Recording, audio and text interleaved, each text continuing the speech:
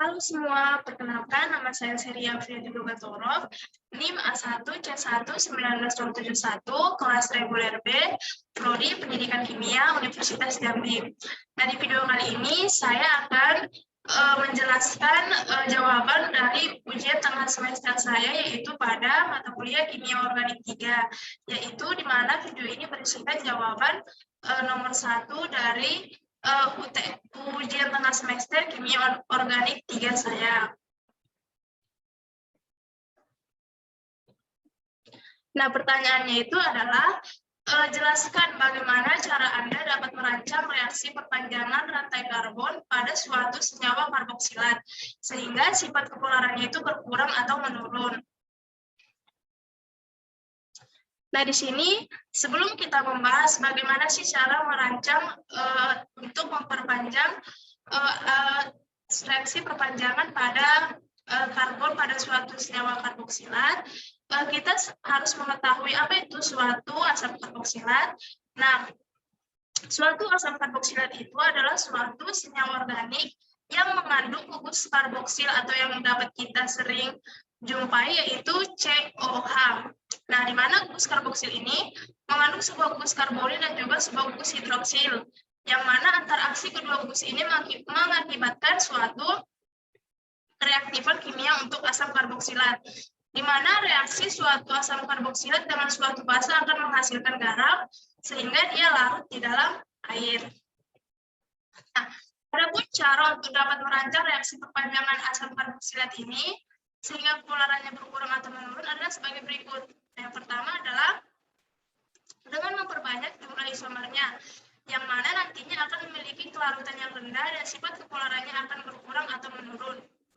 Nah, kita ketahui kan ada macam-macam dari isomer, yang baik itu isomer, contohnya isomer posisi, isomer rangka, dan juga isomer gugus fungsi.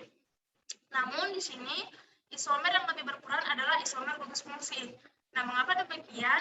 Karena isomer gugus fungsi ini adalah senyawa yang mempunyai rumus molekul yang sama, namun atom-atomnya terhubung dengan cara lain, yaitu dengan membentuk gugus fungsinya. Nah, dengan isomer tersebut membentuk gugus fungsi, maka akan memperpanjang atom karbon pada asam karboksilat itu sendiri. Sehingga di sini yang lebih berperan penting itu adalah isomer gugus fungsi suatu senyawa tersebut. Nah, di sini saya mengambil contoh, yaitu teman-teman dapat melihat di layar monitor, yaitu 2,2 dimethylpropanoat. Nah, di sini ada strukturnya, yaitu teman-teman dapat melihat pada layar monitor.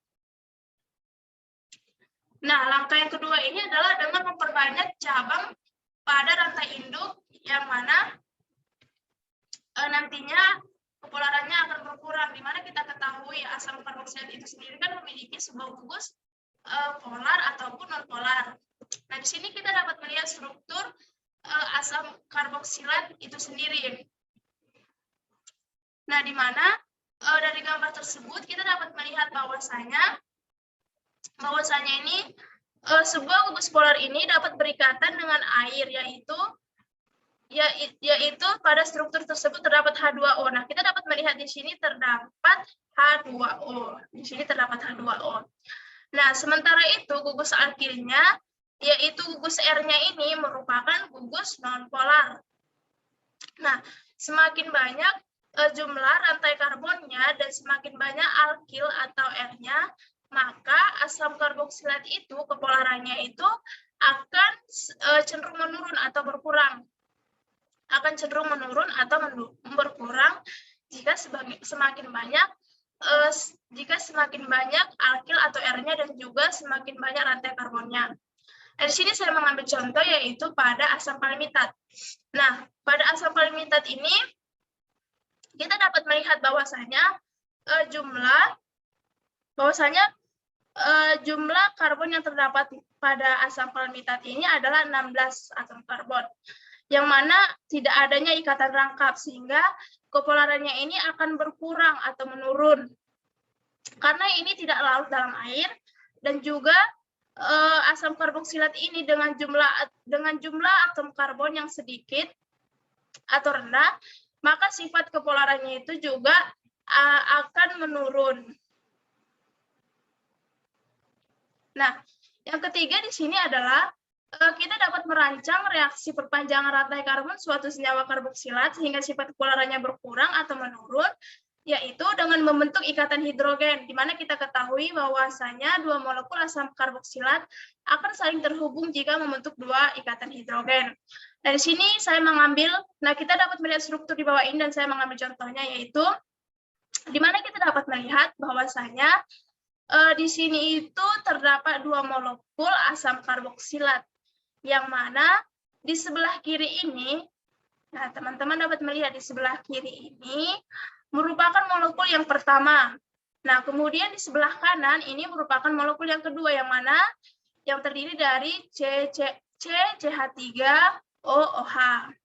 Nah, di mana di antara kedua molekul ini saling terhubung. Nah, kita dapat melihat di sini dia terhubung dengan ikatan hidrogen.